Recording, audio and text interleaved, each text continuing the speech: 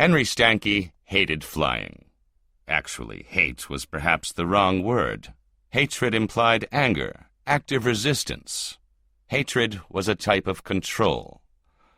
Airplane flight filled Stanky with the kind of helpless despair he sometimes imagined must have poisoned the air of Belzin and Treblinka. He only felt anger when he looked around the boarding area at his complacent fellow passengers, slumped in identical airport chairs like an exhibition of soft sculptures, their faces bored, uncaring, flattened into shadowlessness by the fluorescent lights. As he stared, he could feel moisture again between his hand and the chair's plastic arm. He ground his palm on the knees of his corduroys and was miserable. Why hadn't Diana come?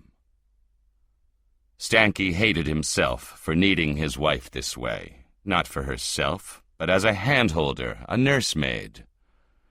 When she had told him that her boss was out sick with strep throat, that they couldn't do without her at the office, and that he would have to go to Dallas by himself, he had wanted to reach out and shake her. She knew he couldn't cancel out this late. He'd already paid good money to ship his artwork to the hotel. He'd also used his scant funds to pay convention fees. He had to go. Diana knew how much he hated flying, dreaded it, yet she had chosen to stay and help out her boss, Muriel, rather than him. The night she told him, he had not slept well. He had dreamed of cattle herded up a ramp, eye-rolling idiot cattle bumping against each other as they were prodded into a dark boxcar. The Thursday afternoon flight out of San Francisco was terrible. He almost took a couple of the Valium hidden deep in his pocket in a twist of saran wrap. Only the compelling thought that the plane might catch fire on the runway, that the panicking crew and passengers might leave him behind in drugged sleep, prevented him from taking the tranquilizers. Instead, as he always did, he clutched the lucky talisman hidden beneath his shirt. He was ashamed of it, really. A hide bolo tie Diana had brought back from New Mexico, where her aged parents lived in a trailer camp. Clutched it and willed the aircraft down the runway. Sweaty hand clasped on chest, he forced the plane up off the tarmac through sheer force of mind, dragging it aloft as the other passengers stared unconcernedly out the small windows, or read gaudy paperbacks, or slept. Slept. Once the jet was in the air, he began his terrified drill, smoothing the turbulence, wishing away dangerous crosswinds, tensing his legs so as to put the minimum amount of weight down on the cabin floor and avoid the laboring vibrations of the plane's underpowered, overtaxed engines. Fortunately, the passenger by the window, Henry always got an aisle seat, was one of those nerveless clods who dozed through flights and did not have his window blind open. Stanky was spared the additional stress of watching the plane's wings dipping and bucking crazily, straining to break free from the fuselage. No one who did not feel as he did about flying realized what a strenuous job it was. 3 hours in the air, head flung back and eyes closed, white-knuckled hand wrapped around the hidden bolo charm, forcing his mind through an endless circle of airy, buoyant thoughts, helium, swans down, drifting dandelion puffs. At every bump or shudder, his heart began to speed even more swiftly. He had to redouble his efforts to smooth interference away, to guide the plane back once more to the path of least resistance. The landing was the worst part. As the captain's infuriatingly bland voice announced the beginning of descent and the plane nosed downward at a sickening angle, Henry Stanky pulled back on his seat arms until his wrists ached. The pitched whine of the engines mounted to a panicky scream, and he felt himself gradually lifting from the chair seat. Gravity in temporary abeyance, like that time, the one and only time, he had ridden the old roller coaster at Playland by the sea. His heart climbed into his chest. His stomach pressed against the bottom of his lungs. But the man across from him was reading a newspaper, calmly extinguishing a cigarette. Henry closed his eyes again. The seemingly endless fall ended at last. There was a momentary sensation of leveling out. The wheels touched, lifted, then hit the ground once more with the full weight of the plane upon them. At once an even more terrible squalling started up as the pilot desperately tried to stop the hurtling plane before it skidded off the end of the runway into the terminal to explode in sun-hot flames. It didn't explode this time, but rather rolled down the Texas tarmac to a final stop. The distorted voice of a woman on the PA system gabbled something at the unheeding customers, who were already up and shouldering their luggage down from the overhead compartments, laughing and chattering and pushing up the aisle. Back. Stanky hung limply in his chair. His shirt front was creased and sweat-stained where he had clutched his lucky bolo. But it had worked. Again, somehow, beyond all hope, he had gotten through, kept the plane up, then lowered it once more to the stable earth. As the panic began to recede, he sensed the high water mark of his fear. Although he had struggled to hold it back, the terror seemed to have crept higher than ever before. He felt as though he had been beaten up and left lying on a downtown sidewalk. Damn Diana for deserting him. Damn her.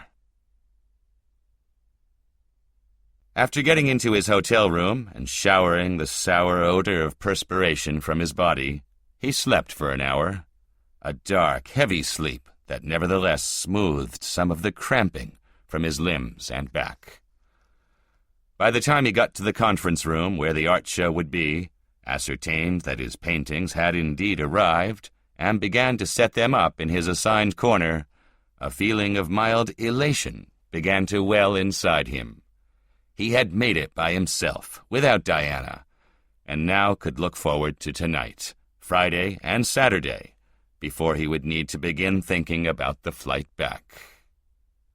A tiny smile worked at the corners of his mouth as he tacked his paintings into their frames and fussed with the arrangement. It was good to feel good again. These conventions were important to him. Of course they must be. He went through hell to get to them. They were a priceless opportunity to have his artwork noticed, to touch base with people who could steer jobs his way and help him to break through. He had been just getting by for too long. That was the worst thing about freelancing, the never knowing, the waiting. Waiting for an offer on a cover bid, waiting for calls back, waiting to see if a project would hold together long enough to get him a guarantee, a kill fee. He was grateful for the lightening of spirit he was suddenly feeling. It was hard enough to make a living without scaring people away on top of it. It turned out to be a fairly good convention. Several people praised his work. He sold 2 small paintings, a large pen and ink, and a few smallish sketches. Raja Norisert of Lemuria Press dropped some large hints about an upcoming cover and illos possibility for a projected special printing of a Manly Wade Wellman book. Thursday and Friday passed quickly in a blurry montage of handshakes and name-tag squinting and several cheerfully tipsy conversations in the hotel lounge. Both nights he slept deeply, dreamless interludes that did much to restore his normally affable outlook. Eating breakfast at a table splashed with Saturday morning sunlight, he remembered that there were indeed things he liked about conventions. That night, Stanky went with Norisert and a couple of writers to a Cajun restaurant downtown, where they sat up late, swapping stories and drinking beer. Henry got pretty tight and did not wake until late Sunday morning. It had not been a pleasant night. He had tossed and twitched, pulling the sheets loose from the mattress. Waking sometime after 4 in the morning from a dream of choking, faulty oxygen mask, hole in the hose, smoke everywhere, he had found his lucky New Mexico string tie twisted tightly around his neck, bruising his throat. After worrying it loose with sleep-clumsy fingers, he had pushed it into the pocket of his jacket, which hung on a chair beside his rumpled bed.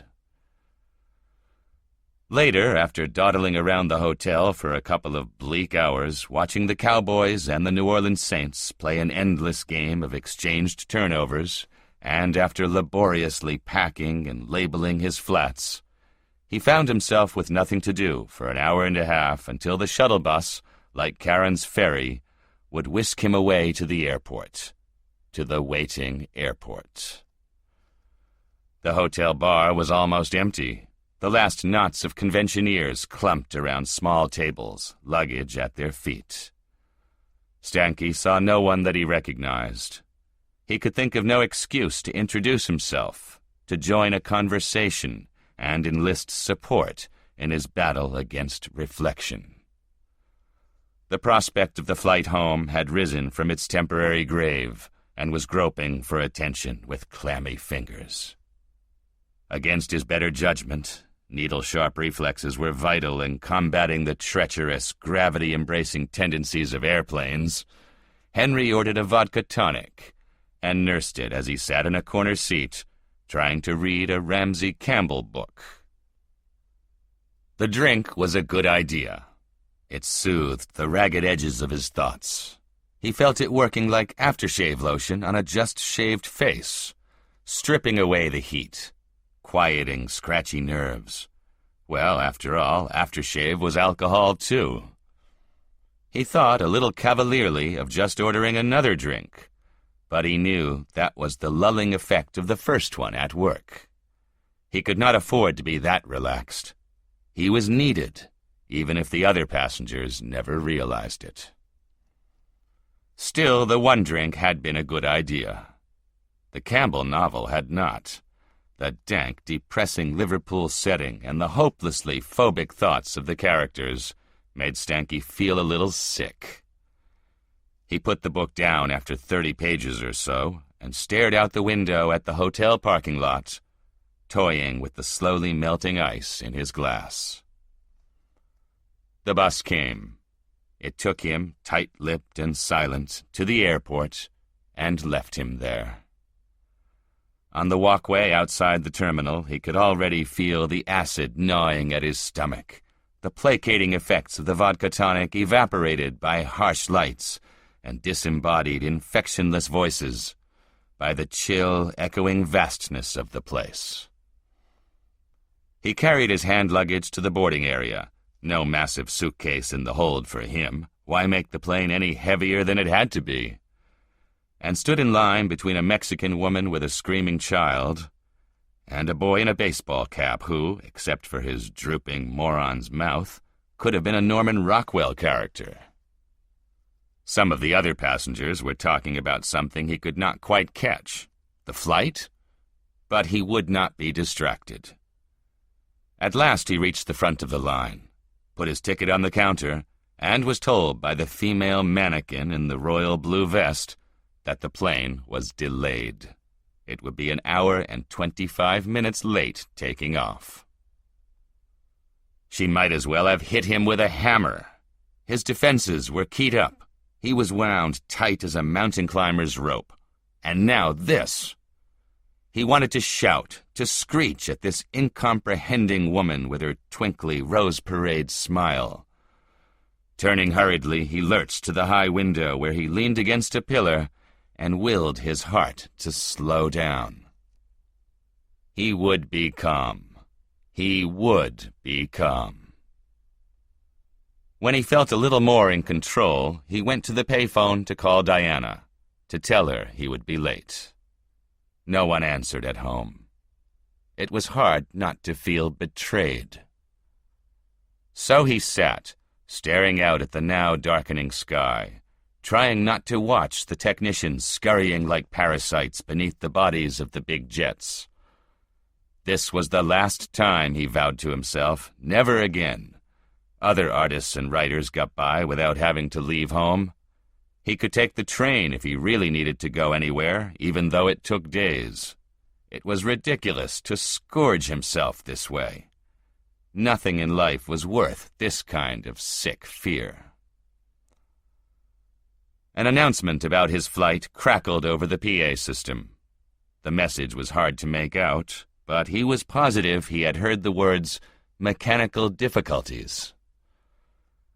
When he demanded to know what had been said, the woman at the counter, looking a little amused, confirmed that he had indeed heard that numbing phrase, that such in fact was the reason the jet had been delayed in Atlanta. But, she told him, it was in the air now, and would arrive soon. Under sharp questioning about the nature of the difficulties, she professed ignorance, but assured him that everything was being taken care of. This time he went back to his window even more slowly, like a man mounting 13 steps to the gibbet. The counterwoman favored his retreat with a condescending smile. Damn the bitch, and damn Diana too, for good measure. At last the plane arrived. Stanky, squinting suspiciously through the high boarding area windows, could see nothing overtly wrong, but that of course meant nothing. He would never see the loose bolts that would vibrate free and drop the engine like a stone, never detect the fault in the landing gear that would snap the wheel off on contact and send the jet sliding to flaming oblivion. He boarded, a stale taste in his mouth, and found his way to seat 21, near the back of the plane. After stowing his shoulder bag, he sat down and promptly fastened his seatbelt, then reached his hand up to his breastbone to feel for the lucky bolo tie hanging beneath his shirt. It wasn't there. He checked the pockets of his jacket, which disgorged keys, wallet, ticket folder, receipts, and matchbooks, but no good luck talisman. In a growing panic, he unbuckled his lap belt and sprang up, nearly knocking over the crew-cutted businessman seating himself across the aisle. Stanky jerked open the overhead compartment and levered out his bag, opening it across his lap to rummage through the carefully folded shirts and socks. The Mexican woman in the seat before his shifted her wet-mouthed baby to look over her shoulder at him as he cursed to himself, emptying the bag with trembling hands. The bolo tie was nowhere inside. Henry could dimly remember taking it off in the night and putting it in the pocket of his jacket, but he was wearing that jacket now. He searched the pockets again, fruitlessly.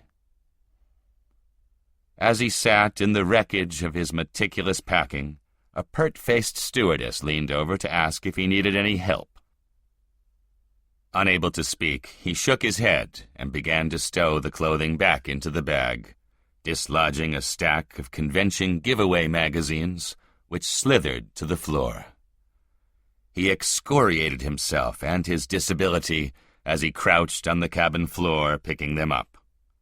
A middle-aged woman in a parka waited impatiently for him to finish so she could get past to the window seat.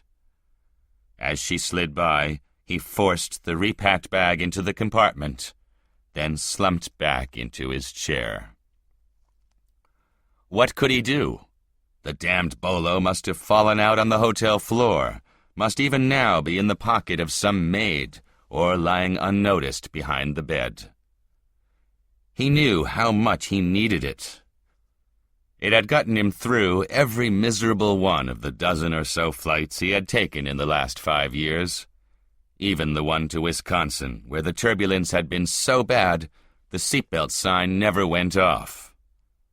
It had gotten him through Thursday's flight, the first one he had ever taken without Diana.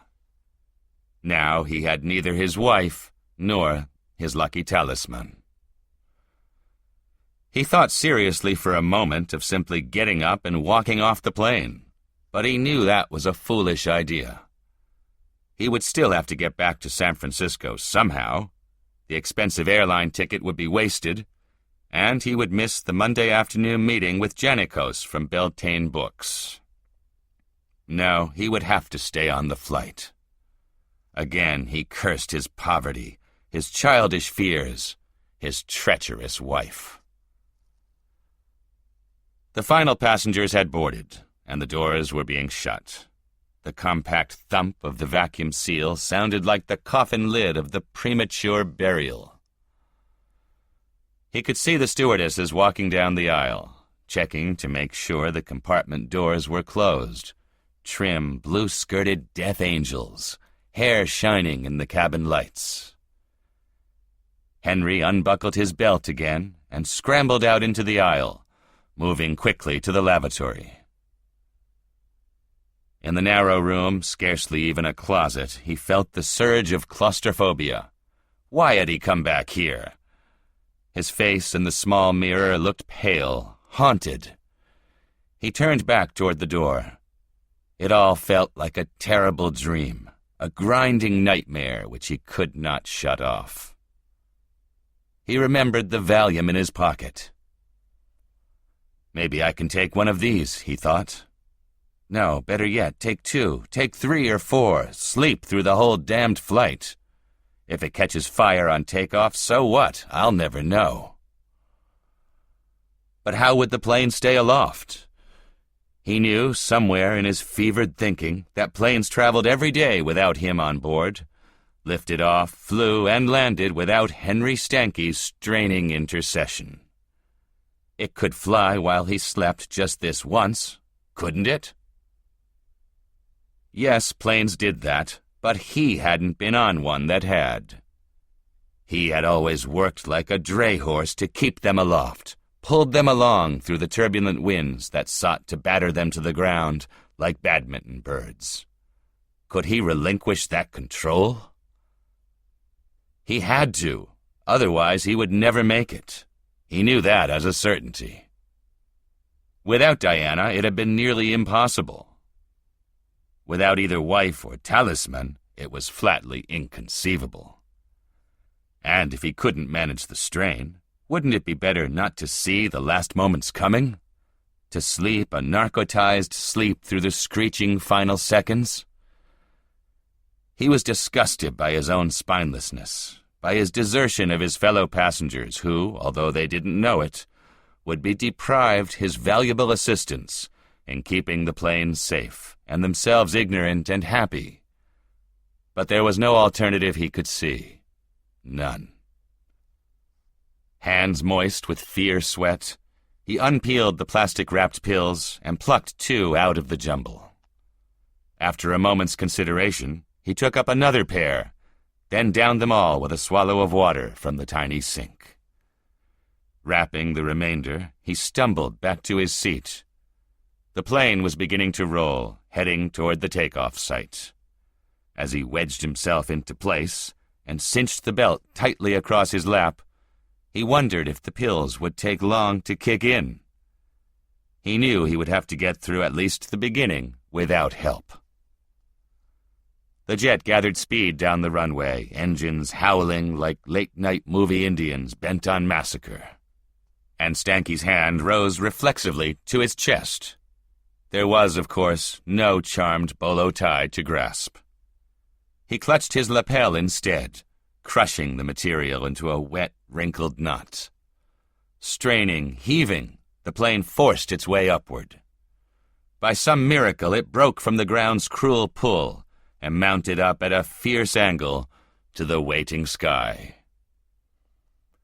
Henry Stanky, tendons stretched like violin strings, waited for either the sickening lurch of lost altitude or the now desperately awaited onset of drowsiness.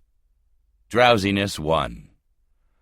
By the time the aircraft had leveled out 6 miles or so above the Earth's hidden surface, he could feel languor beginning to creep over him, as though a warm, woolly blanket was settling over his body.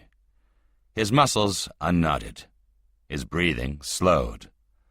The woman sitting by the window a seat away looked at him sharply, questioningly. Henry, growing groggier by the moment, was even able to muster a thin smile. The woman turned away. The drone of the airplane made him feel as though he rode the night in a great, glowing beehive. It seemed that he had to claw his way up from sleep. The tar-baby grip of the Valium held him back, but a part of his mind knew that he was urgently needed.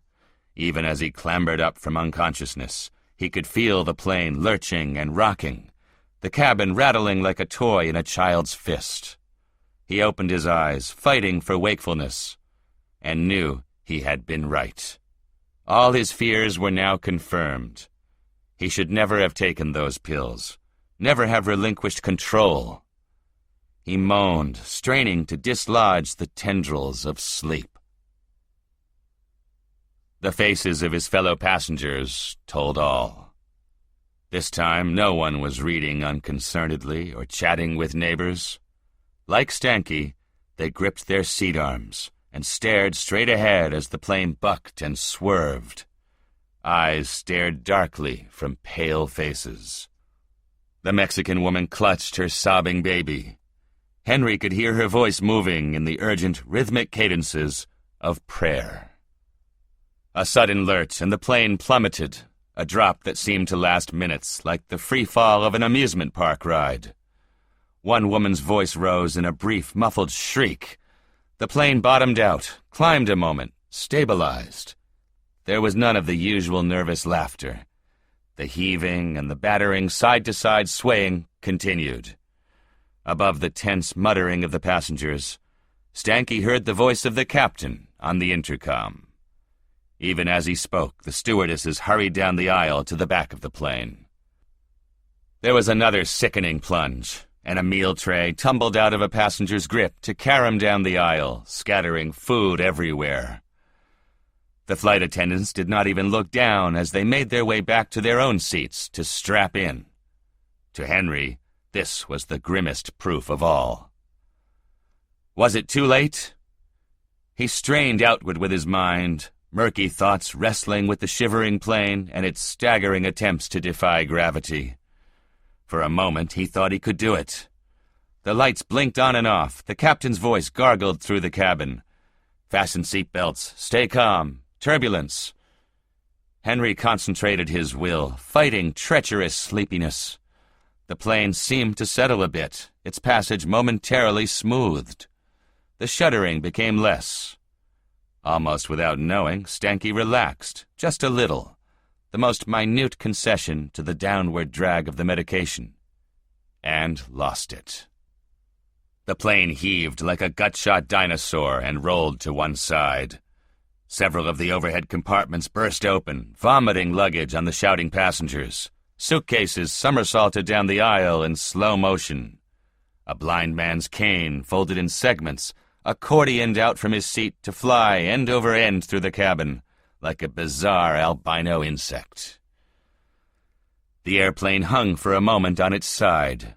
Stanky felt himself dangling across his seat arm, sliding toward the gap-mouthed face of the woman by the window. The glass behind her looked out on black, formless emptiness.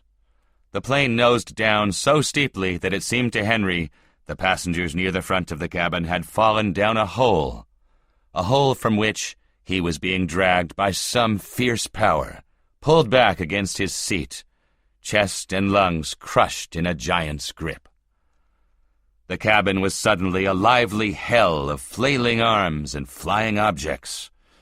A woman's faint voice screamed, "Heads down, heads down, heads down!" The turbine shriek of the wind buried all other sounds. The mouths that gaped and worked without words joined their last cries to the panicked roar of the plummeting airplane. Sound cutting through his head like a jigsaw, Stanky screamed too. Screamed out his despair and terror, screeched out wordless curses at what fate, his wife, his own fear had done to him. He struggled to force himself up against the shocking, smashing pressure of pitched descent. It wasn't fair. He had tried everything. He had to take the pills. couldn't have kept the plane up this time. Why? Why? Why?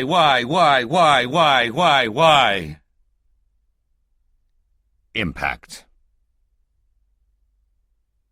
Time is stopping. Henry feels himself standing at last, a man at last, on his feet. He is thrown forward, his flight as inexorable but unhurried as the slide of a black ice glacier, time now creeping as slowly as eroding stone. Forward like a stop-motion film of a plant growing, unfolding, hurtling forward, but barely moving. The passengers around him are a frozen flash photograph, eyes bulging. Suitcases hang in the air like corpuscles in the clear ichor of a god's arteries. The walls of the plane wrinkle, contract around him, surge toward the nose. The seats fold forward like a row of dominoes, the passengers folding with them. Slowly, slowly, like a child's pop-up book being carefully closed. Stanky, unfettered, is passing through them all now, flowing remorselessly forward, sliding through the dividing substance of passengers and objects like a bullet tumbling through a sandcastle. The way opens before him, a kaleidoscopic mandala of blood and bone and fabric and torn metal, a succession of slow-blooming, intricate flowers through which he tumbles like a bee in melting amber. His journey to the crystalline heart of the petals takes millennia. Slower now, slower. Matter bunching up. Molecule on static molecule. Dense. Denser. Densest. Until time itself falls behind his ultimate slowness, until only the remembrance remains, the memory of the light years of waiting before the next tick of atomic decay. And then he is through. The morgue attendant slides the drawer back in. The widow is led out by friends.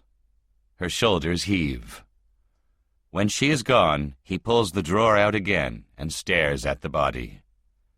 He twitches the sheet aside to look at the bruised pelvis, the mottled black and yellow bars where the victim broke the seatbelt across his own body, struggling to rise from his seat. The airline says that the victim had slept through the whole flight until the last descent, when he began to shout and writhe in his sleep, in the depths of an unbreathable dream. Unwaking, he had struggled with the seat, with gravity, with the belt itself, until he snapped it loose, the heavy canvas torn by a near incomprehensible strength, and had stood shouting in the aisle, eyes shut. When the wheels touched the runway, the airline representative said, the man had screamed once and fallen forward, dead. The attendant looks the body up and down and shakes his head. He slides it back inside on near-silent rollers. A heart attack, they say. Extreme shock and terror, they say. So the attendant wonders, why is the corpse smiling? He has come through, and Henry Stanky is no more. He is a mote of light passing through a radiant universe, speeding through unending brightness. And flying is a joy.